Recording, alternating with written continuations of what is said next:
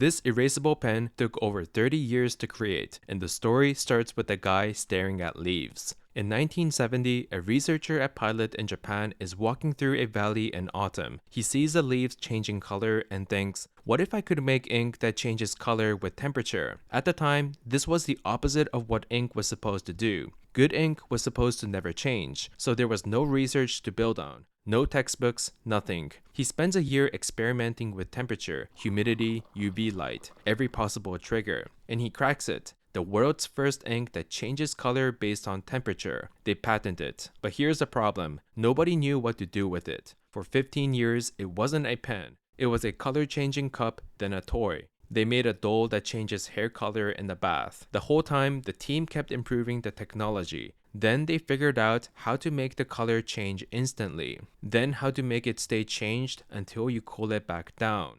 But nobody thought to put it in a pen. The ink particles were way too big to fit through a pen tip, and every time they tried to shrink them, they'd break apart. It took until 2001, 30 years after the original invention, to finally get the particles small enough. We're talking 40 times thinner than a human hair. They released a novelty pen where you rub the cap and the ink changes from one color to another. Then someone at Pilot's European office sees it and says one thing that changes everything. Instead of changing the color, why not just make it disappear? See, in Europe, kids don't use pencils in schools. They use pens. If they mess up, they need a correction pen to erase, then a separate pen to write over it. 3 pens just to fix a mistake. An erasable pen would change everything. That one comment launched what became Frixion, but they still have to solve the final problem, making the ink stable enough that it wouldn't accidentally disappear in hot weather or reappear in the cold. They tested over 1,000 formulas before finding one that stayed stable in normal temperatures. Frixion launched in Europe in 2006 and immediately blew up. When they tested it in Japan the next year, they prepared 300 pens for a 3-day trial.